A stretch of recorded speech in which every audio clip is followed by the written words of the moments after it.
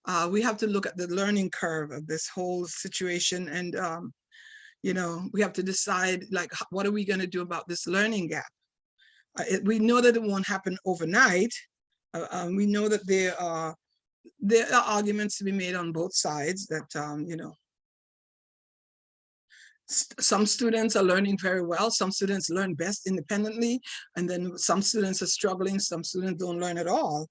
But that is a topic of the topic of remote learning. It's something that we're going to be discussing for a long time to come.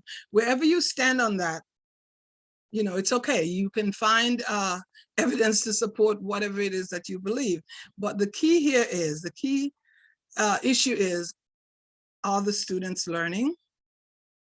And I personally believe that if you have a concerned parent, a concerned and cooperative parent, a concerned and cooperative teacher, as well as a child who is willing to learn, then we can still continue to make great strides in learning.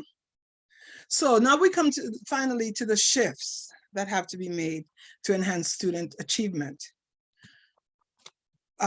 Working towards solutions, we have to make sure the first thing that we do is to identify. In order to solve any problem at all, the first thing you have to do is to identify the problem. And then after that, we can always work together and find a solution. So regarding class size, more funding toward additional staff, and less toward the latest program, the latest curriculum that everyone else is talking about. But if you have something that's already working for your district, channel that money towards maybe hiring a couple of aides, a couple of teachers' aides, to help that teacher out, or maybe additional, you know, a support teacher for the large classes. That way you can either have an additional 8th grade, or if you have to have the large classes, if you don't have the space to expand, then you can have additional staff in the room.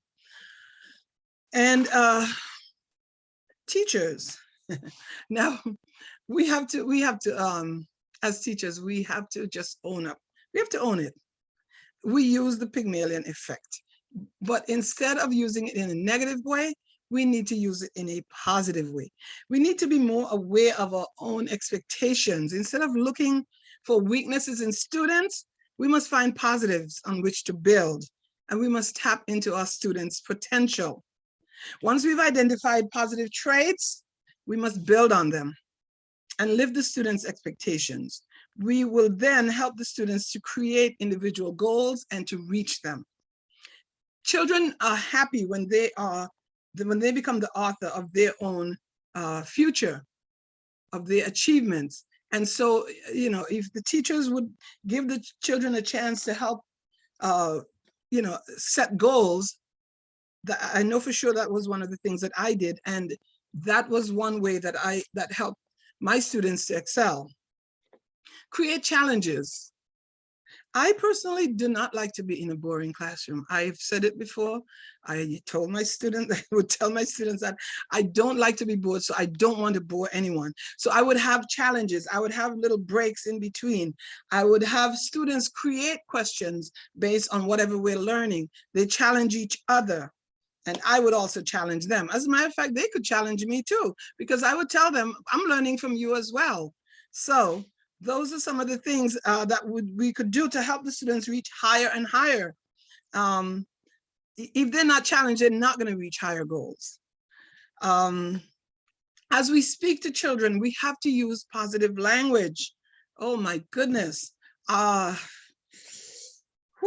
have a daughter who is also in education, and she told me, she shared something with me the other day, and I hope she does not mind that I share this with you, but you know what, I won't share the exact thing that she said, but it was just that she had to call out a fellow administrator, believe it or not. My daughter's an administrator, and this was an administrator who was speaking about a child in a very negative way, and she had to call that child, that administrator out. And so if that's coming from the administrator, can you imagine how that person is then you know, passing that on to the teachers that they quote unquote manage. And then from there, that negative attitude goes down to the children. If the administrator is thinking of the children as trash or garbage, then can you imagine, again, that just gets funneled down, and it just it dovetails into nothing but failure for the student. So it's really, really important for teachers to use positive language. Again, one of the last things that I would like to touch on is what teachers should do, which is also to provide feedback. How would you as an adult like it if you were given a task to do? You do it to the best of your ability, but nobody ever gets back to you to say, good job, so-and-so, or, I really appreciate you doing it. However, there was one little area that you needed to work on that would have made it even better. I know you would have appreciated that. So as teachers, it's really important for us to give feedback. Students need to know how they're doing and what they can do to improve. Instead of just dwelling on the negative and saying, there's no point in me giving feedback. Why am I going to waste my time talking to this student? I better talk to the ones who are actually participating in class. You would be very, very surprised. Many of the people who are currently or who have in the past run, highly successful companies, highly successful businesses, who have just been regarded as phenomenal people who have, everyone looks up to them and so on. Many of those people were not excelling in class, except for maybe one teacher who interceded and who said to them, I see a lot of potential in you. I'm going to work with you. And that one teacher encouraged that child. And because of that one teacher, that child was able to excel. So we should not give up on that child. We may have the next Barack Obama. We may have the next, you fill in the blank of somebody that you believe is someone who should be emulated. That may be that next person. But if they don't get the encouragement, if they don't get the feedback, it will not happen. Take the time to conference with the student and allow her or him to become a partner in his or her own education. She might surprise you by taking your advice seriously, thereby developing her skills and proving you wrong in your initial beliefs. I will tell you this, I just, before I logged on here, I just got off the phone with a parent who called me to thank me for believing in her daughter, because her daughter had, and I get goosebumps as I say this, and I get emotional, because I think that a lot of teachers don't take the time to invest in their students. This student had just come to this country from another country. And I don't know if many of you know me, some of you don't. I was a debate coach for many years. I was awarded Coach of the Year and among other awards, because my students consistently became, my school, they became number one, number two within the whole conference. And our school would win number one place in school, or School of the Year for that particular year in the debate league. And this one girl, she had just come to the country, and I spoke to her briefly, and I said, I need you for my debate. And so I recruited her. And from the very first debate tournament, she just excelled. I mean, I could tell so many stories about her. She was very shy. I had to build her up, but and I had to nurture her.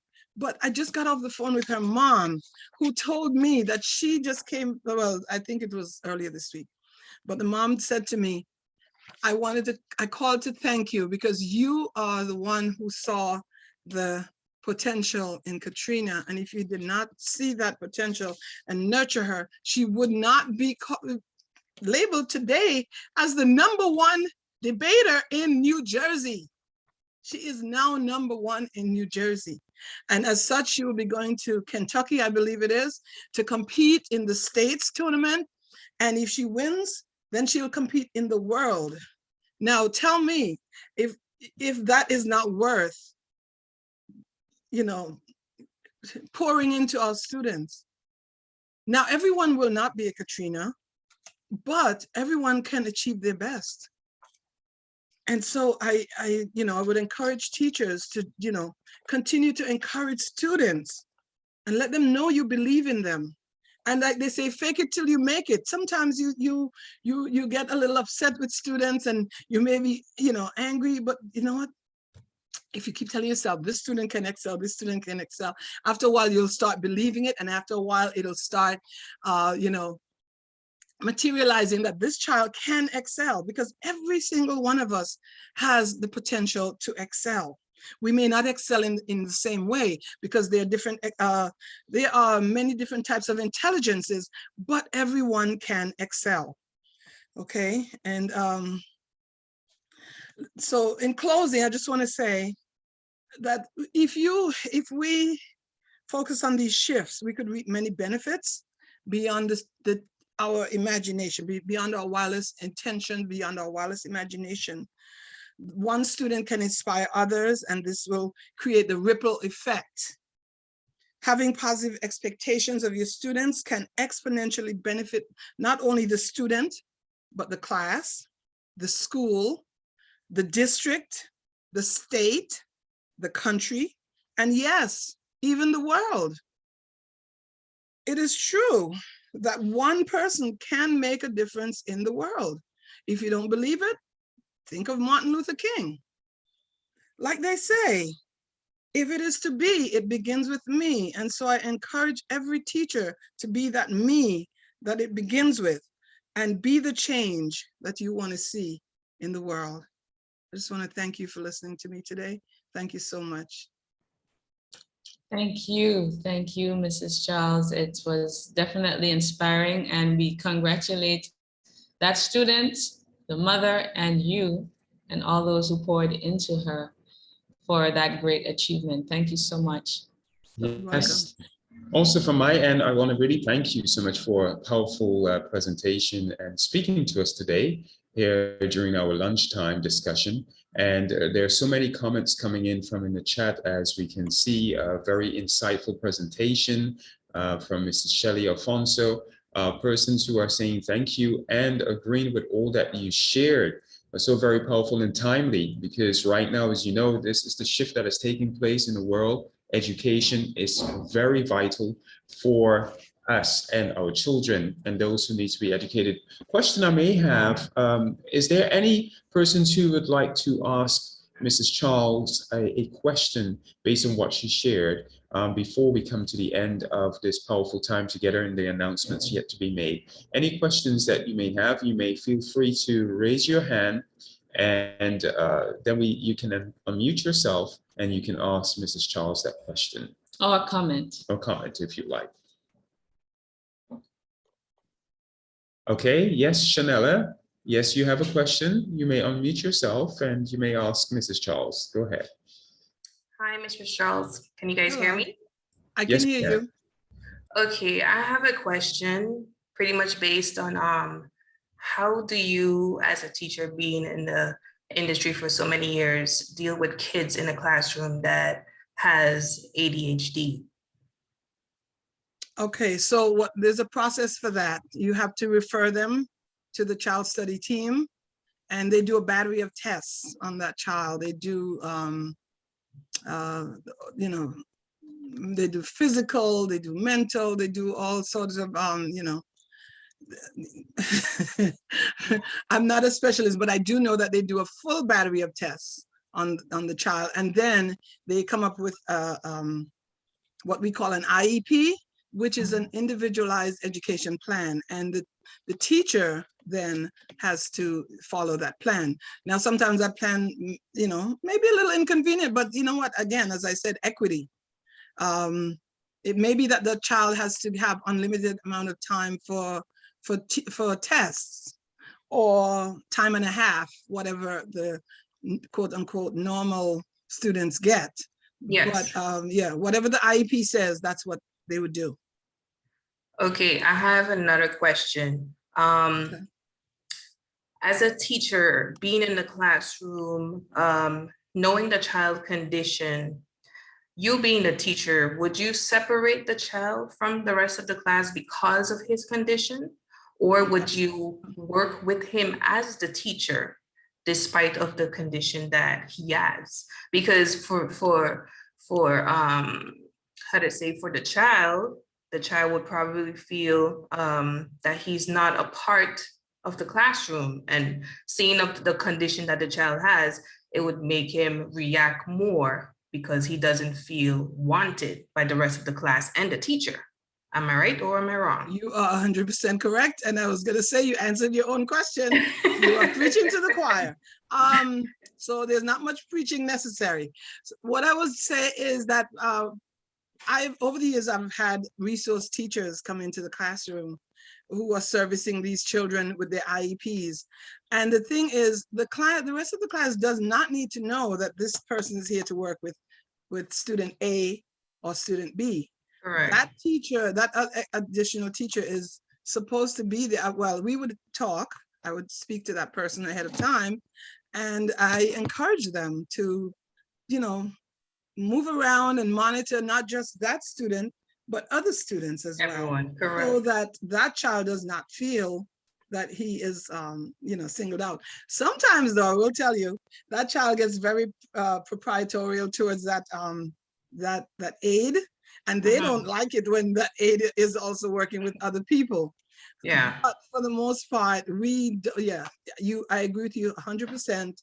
We don't encourage, having them work with just the one child, and so that other people can say, oh, that's a dumb boy, or that's a dumb girl. Correct.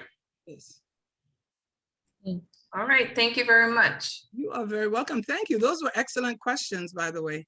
Thank you. Yes. Wonderful. Thank you. Thank you, Shanella, for your questions. Absolutely brilliant. Okay, and there's space for one more question, if anyone has, for Mrs. Bridget Charles. I thought I saw a hand raised before. Let's see. Okay, just having a look. Okay, not seeing the hand right now. There's still room for a question for Mrs. Charles before we come to the end and wrap up with our notices for what's coming next. I also see on the chat, we have some teachers and who have been teaching for over 40 years. I see Mrs. Francis and Oswald Francis. I don't know if any of them. And we also have, I think Miss Henry. Any teachers that are here locally would want to share anything. This is an opportunity. Where is Mrs. Francis? I don't see her. I'm looking, I don't see her. All right. I do see Mr. Francis. Good afternoon, sir. He may not be there. I think it's she that's using it. Oh, okay. It's muted. Yes. Okay. All right. So then if there are no other comments, I'll allow you to just make any closing comments, Mrs. Charles. Hello, Mrs. Charles. Oh, hello. How are you? Mrs. Charles. Oh, wow. I get a twofer. I can't believe this. I'm over the moon right now.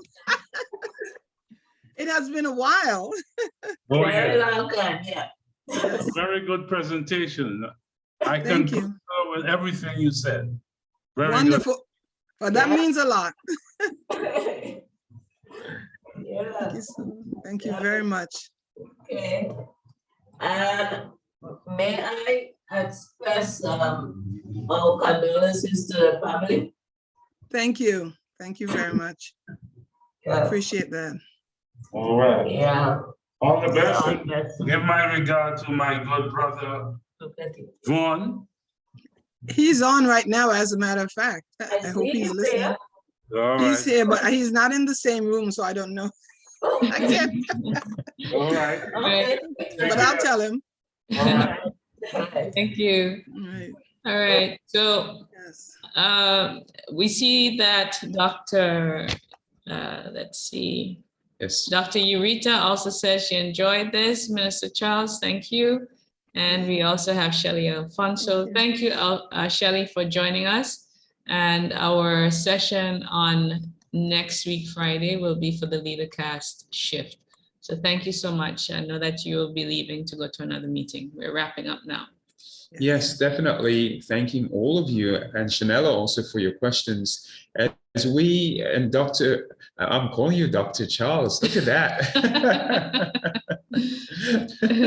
Wonderful, wonderful. So as we thanking you once again, Mrs. Charles, for your time that you have spent with us today. It's so invaluable, and we really, really do want to invite you to be back with us at any time that we are having some powerful events as such. So we welcome you back, of course, for that occasion, for those occasions. As we continue, ladies and gentlemen, coming now to the end of this afternoon being with you, we would like to invite you for this Saturday coming. And this Saturday is going to be very powerful. It's April 2nd. And what's happening is that there's going to be a powerful high impact conference brought to you by the Daniel and Esther Network, St. Martin. Both myself and Dr. Nicole Unre Francis Cotton, we are the directors of the Daniel Esther Network, St. Martin. And on Saturday, you're going to hear from two powerful speakers. You're going to hear from His Excellency Ambassador Dr. Andre Thomas, and also Her Excellency Ambassador Dr. Sherry Walton. Now, this conference, as you can see on the screen, is all about increasing your impact and influence as a business, marketplace, or government or social leader. That's going to be taking place live from 7 p.m. to 9 p.m. And I just want to let you know that Dr. Andre Thomas, he is the founder and president of the Daniel Esther Network. He is an ambassador. He is a visionary, bishop, economic leader, and much more. And Dr. Sherry Walton, she is also an ambassador at large. She's a publisher, keynote speaker, best-selling author of 4 books, and many more amazing things that she has done over the years. Now, just to give you an idea of what they'll be speaking about, and I encourage you to invite us to come on Saturday night. We're going to hear from Dr. Thomas as he focuses on helping business leaders and marketplace leaders move ideas and solutions from conception to reality, also empowering leaders to successfully navigate post. From Dr. Sherry Walton, you're going to hear from her as she's going to help us understand what pivots to make in your business to create more revenue, also maximizing your impact and monetizing your purpose. And you know God has created us a purpose, and sometimes we're a bit stuck in knowing what to do, but this is why you need to be there Saturday coming at 7 p.m. to 9 p.m. And further, I'd like to share with you that there's a wonderful opportunity yourself or anyone that you may know who might be an NGO, maybe a business owner, or even a student, or even a church. And why I'm saying this is because it's so powerful and timely that Victorious Living is introducing the Victorious Living Grants, which started from that's going to be starting from April 15. And what that means is that if you have a project or whatever it might be, as a very meaningful project, and you need money to start that project, then there's an opportunity that Victorious Living Grants is there for you and will be able to accept your application and really help you in that way. The contact details are on the screen, as you can see, where you can connect with us on 17215248731, or you can send us an email at victoriousliving@gmail.com. So that's super exciting. And coming up at the end of this year, we've got quite a few months from now, but you can register from now. We're going to be having a powerful retreat to soar, getting you prepared for 2023. And that's going to be taking place at a beautiful, amazing 5-star Sonesta Ocean Point on beautiful St. Martin, December 1st to the 4th, 2022. we're both facilitators with 4 other facilitators, where you're going to be able to be in a place where you're going to be transformed and ready for 2023. You can look at that information and get familiar with it and register on the following website, which is victoriouslivingretreats.com. That's victoriouslivingretreats.com. And as it is, we have come to the end, and we really want to thank you for being here with us this afternoon. I believe it's been meaningful to you and everyone who's here, and I'm sure you're going to spread the word that they need to be with us on Saturday coming for the High Impact Conference at 7 p.m. to 9 p.m. You will receive the information on how to register, and you may share with others so that they can partake this coming Saturday. Thank you so much for being here. It's been a pleasure having you. Yes, and remember, if you have not registered for LeaderCast Shift, you have until Monday to do so, so that you could be a part of this entire experience. And Abiola, thank you so much for your kind words. Thank you. We are grateful that you had joined us, and thanks again to Mrs. Charles and Mr. Johannes Fisslinger. It's been awesome. We'll stay on for a couple of minutes if you have any questions further, but you may be free to leave, as we will stay in touch with each of you because we have your emails. Thank you once again, and pleasant good afternoon to one and all.